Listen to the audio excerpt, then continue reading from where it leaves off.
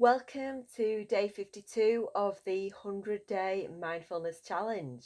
My name is Miss Dear, and today we're going to explore our body's reaction to challenging situations. We're going to look at fight, flight, and freeze.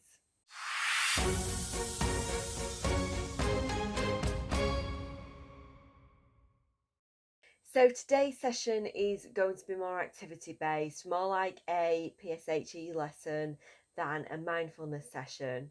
But we're going to learn some really useful information that will really help us with using our mindfulness, especially when we are experiencing difficult thoughts, feelings, emotions, and when we are in those challenging situations where sometimes we don't feel so good. And I'd like to start things off straight away with an activity. I would like you to think about this question. How do our bodies react to challenging situations? Now, what you think of as a challenging situation might depend on who you are, because we all have very different ideas about what is difficult. One person might find a test in class really challenging.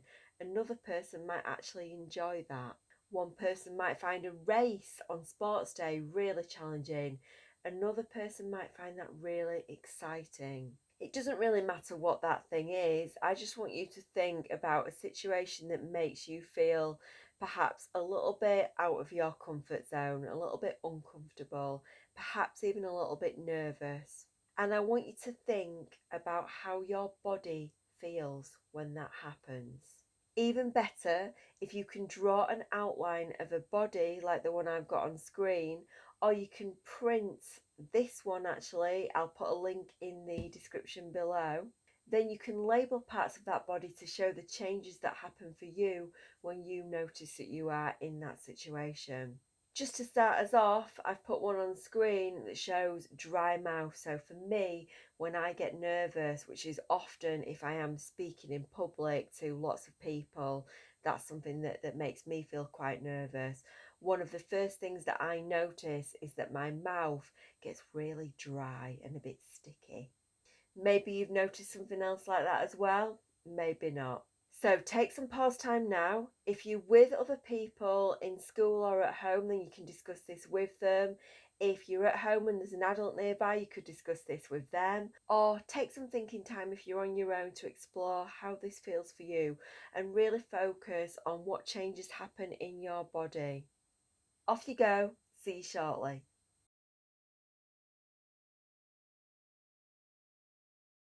Welcome back. Time to really think about the kind of changes that happen in your body. And if you've been speaking to other people, you maybe have found extra things that you hadn't thought about. Maybe you've even found things that you have in common, things that you thought maybe just happened to you, but actually you now know also happen to lots of other people. On the screen, I'm going to show you a series of changes that do happen in our bodies when we are in a state of fight, flight, freeze. And I'll discuss that in a moment. What I want to do though is give you another bit of pause time now if you wish, and I'll leave those things on screen, and I just want you to give you that opportunity if you want to discuss if any of these came up for you or if there are any extra ones that you hadn't thought about. So second bit of pause time now.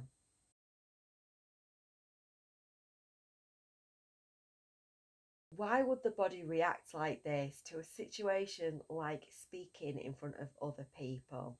Okay, so we're going to talk through this while I'm off screen, just so we've got a little bit more space. The FFF alarm stands for fight, flight or freeze, and this is what happens in the body when our brain senses a threat and when it thinks that our life is in danger. So it's kind of like a security system for the body. And this is the kind of system that would have worked well for cave people. The FFF alarm would have been triggered when perhaps a tiger was creeping up on them, wanting to eat them, and it would have sent their body into a state where they were ready to fight, or ready to run away, that's flight, or to freeze and hide if that's what was needed. And it would have been about keeping them physically safe. It's the same system that would work for us if our lives were in danger, and if our brain sensed a real threat for us, the same thing would happen in our bodies. The problem, of course, is that nowadays we're not really threatened too often by lions and tigers, or hopefully not. And so this alarm sometimes goes off for things that feel scary, things that feel like a challenge, but really aren't life-threatening. And this might be things like sitting a difficult test, like putting our hand up in class, like running a race on sports day. Things that are just a bit new and different, things that feel a little bit scary, things that maybe see us risking failure or embarrassment, or that make us think that we might be laughed at, they might trigger the fight, flight, freeze alarm in our bodies. So our bodies are reacting as if our life is in danger, even though really we're just out of our comfort zone. And let's think about what that actually looks like in terms of changes in the body. First of all, when the brain senses a threat, your adrenal glands are going to send a message to the rest of your body saying, get ready. So this is all about getting us prepared to fight, to run away, or to freeze.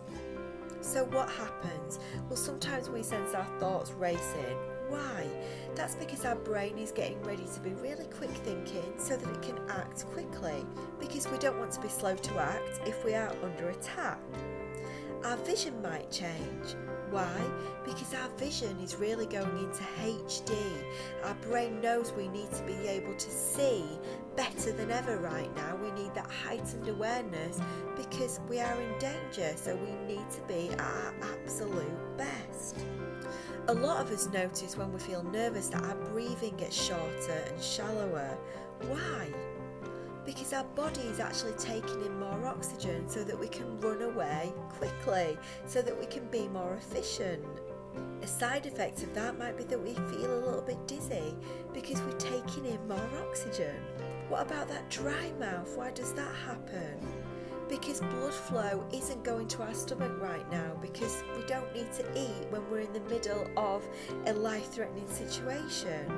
And that also might cause butterflies in our stomach, because the digestive system that we need to eat has really kind of temporarily shut down, because that energy isn't needed for eating. So our other organs in our body, our major organs, are going to take that energy instead and use that to escape or to fight. This also might result in us needing the toilet, which I know sounds a bit funny and weird and maybe a little bit disgusting, but actually it's about your body dropping any weight that it's carrying, because it doesn't want you to be slow whilst you are running away. So it's making you as efficient as you can be. A lot of us notice our heartbeat increasing as well. That's one of the first things we notice. Why does that happen? Well, it's because your heart is working extra hard to get blood to all of those muscles so that you can be really efficient. It's getting your muscles ready to run or to fight. It's getting you prepared to be your absolute best.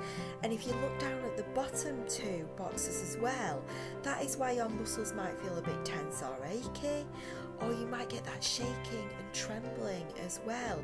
That is your muscles getting ready. A lot of us notice when we're nervous that we sweat more as well. Why does that happen?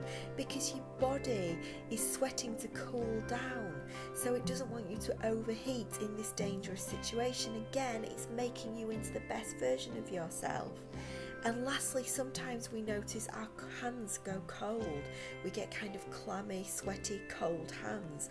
Why? Because the blood vessels in your skin are contracting and forcing blood to those major muscle groups. So whilst these changes can feel pretty terrifying and like things that maybe aren't meant to be happening to us when we're doing a test or putting our hand up in class, actually it is your body's and your brain's incredibly intelligent way of keeping you safe. I don't want to waffle on any longer. I want to give you some pause time now, your last bit, to really process this information. And here are 3 questions I want you to answer. Number 1, does anything surprise you? What surprises you? Number two, how might it help somebody to know this when they were in a situation that makes them feel nervous? Let's say it's a race on sports day. How might it help somebody to know this information that we've just talked about? And number three, what kinds of things can we do to calm down? You can talk about things that we've done already or things that you just know yourself. So, no matter what your situation, whether you're with other people and taking it in turns or doing this on your own, take this time, answer these questions, and I'll see you in a few minutes.